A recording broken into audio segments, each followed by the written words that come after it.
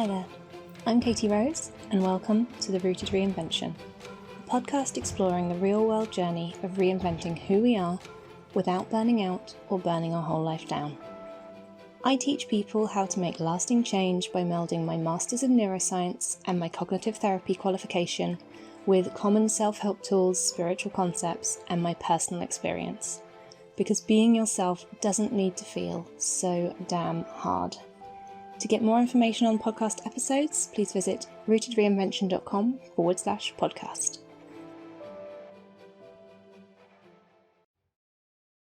Happy Tuesday and welcome to June.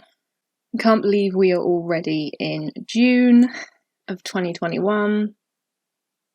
Just doesn't feel possible.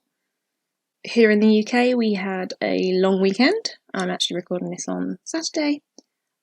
So it's kind of the beginning of my long weekend. And I initially had so many plans in terms of getting my to-do list done. And a lot of them were things that I told myself I'd do in May.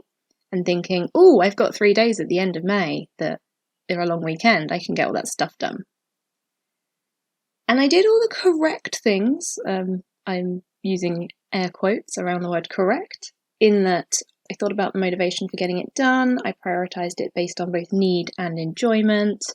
I used a verb in the to-do list, which is something that they recommend, and it does seem to work, although I don't fully understand why. I have time blocked it into my calendar so that it had like a scheduled deadline.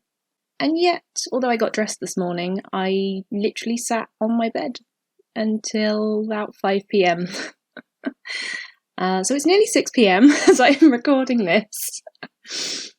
And I can confidently say that the two things that I've got done, the three things I've done today are make dinner, do some washing up of the dishes, and I did get dressed. And this is something that I think we all struggle with in some way or other, that kind of having perceptions and expectations of ourselves. And then if we don't meet those, even if we've been realistic, we've used all the tools that we're aware of, we've made it as possible as we can, sometimes we just don't achieve what we think we should.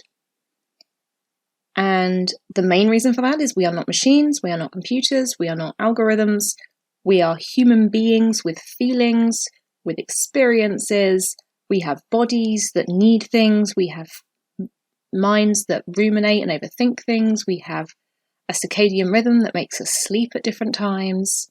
There are so many factors to even just getting out of bed and making a start on that to-do list that we often don't recognise the importance of, and we often aren't kind to ourselves about it. So the first thing that I wanted to say is that we're coming into June, we're sort of 5 months into the year, and if you have not managed to complete 5 months worth of your yearly goals, it's okay, you're not alone, there's nothing wrong with you. And actually, this is a fantastic time to think about tweaking what you expect of yourself and how we move forward. And I find that this concept of kind of the truth versus our perceptions and expectations is something that certainly I find comes up a lot. Because I have multiple degrees in psychology, neuroscience, I'm a qualified practitioner of cognitive behavioural therapy, I therefore expect myself to be able to set achievable goals and achieve them. I expect myself to be almost to have that advantage over other people in terms of completing my goals or achieving things I want to or being successful. And actually, I'm a human being just like everyone else. And sometimes doing all the correct things isn't enough. Sometimes we know what we need to do and we don't do it. Sometimes we do all the correct things, and yet it just doesn't work out that way because life isn't that predictable. Last weekend, my husband and I actually left the house together and went to a beginner climbing rope session at a new climbing gym, and it was designed and built and opened all during the COVID time. And therefore it has been built pretty much with that in mind, which is really interesting to see just how much space there is between the different routes and between different people and the different areas. and how to go about it in a safe way. It was really interesting. And during this 1.5-hour introduction session, we did some bouldering, which is where you climb like 3 or 4 meters up without any harnesses or ropes. And then you either climb down or you jump down, and there are very soft mats. We did bottom rope climbing, where one of us was belaying, so basically had the rope go through the loop on our harness, and then the other person went up the wall on that harness, and we took the slack of that rope and kind of supported them. And then we used the auto belay, which is essentially where there is a machine that lets the rope out, and then as you go up to the top, it brings the slack in for you, so you don't need a partner with you. I taught myself to boulder in 2017. I think I went 5 times across 6 months, so it wasn't the most intensive thing I've ever done. I literally went myself after uni or after work to see if it was something that was interesting to me. And what I found was that at the time, I went by myself. I often didn't really feel like I knew what I was doing. And I was actually struggling with quite strong depression around that time. And therefore, having a lot of time to myself in my own head, in a room, on a wall, and then stressing my body out, really didn't help me. So when this rock climbing gym opened up about a month ago, and I was told about it, I suggested to my other half that it might be a nice thing to do together, to get out. It looked COVID safe because we haven't been leaving the house except to go to work pretty much. So it seemed like a good idea. And my other half has done climbing before when he was a teenager. And I think that it was a real eye-opener for that kind of realising the truth versus my perception. That yes, I could climb the easy route. I made it to the top. I think I made it to the top on every wall I tried. Even if I kind of fell off halfway or had to pause and stop halfway, I made it to the top.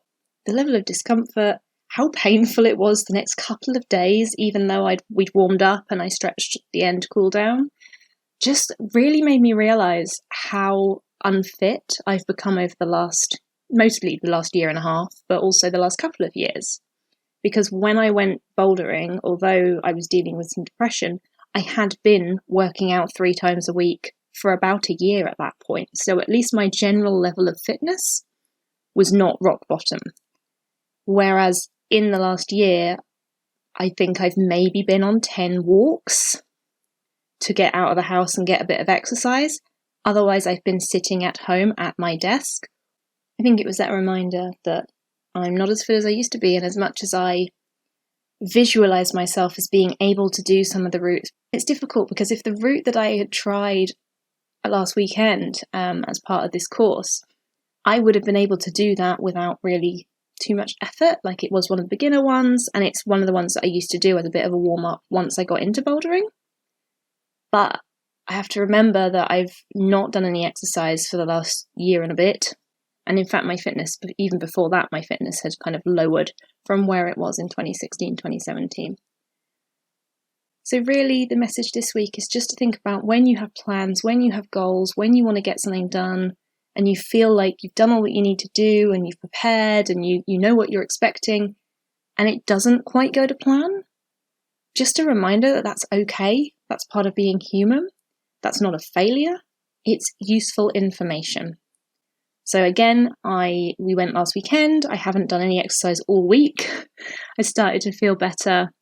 I think I started to feel better on Wednesday, Thursday time.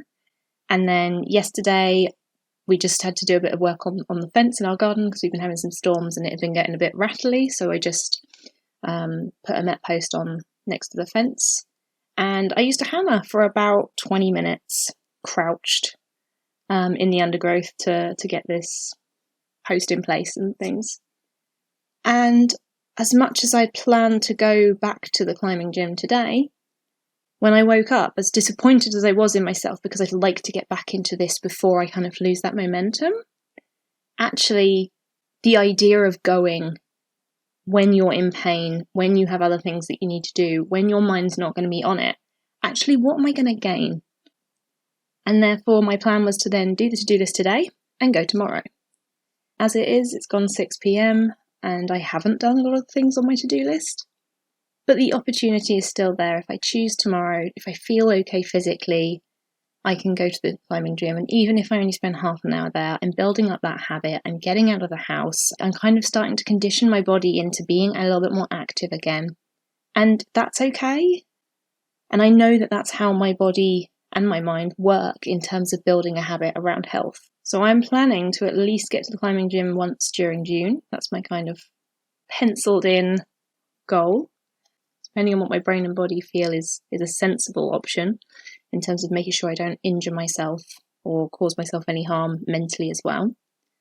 And I'd love to know what you're thinking about doing in June, and just have you had any of these realizations of that kind of, oh, I thought I could do X, but actually what happened is Y? And how do you manage that kind of disparity between what you thought would happen and what actually happened? Do you find that you beat yourself up? Do you find that you're able to give yourself grace?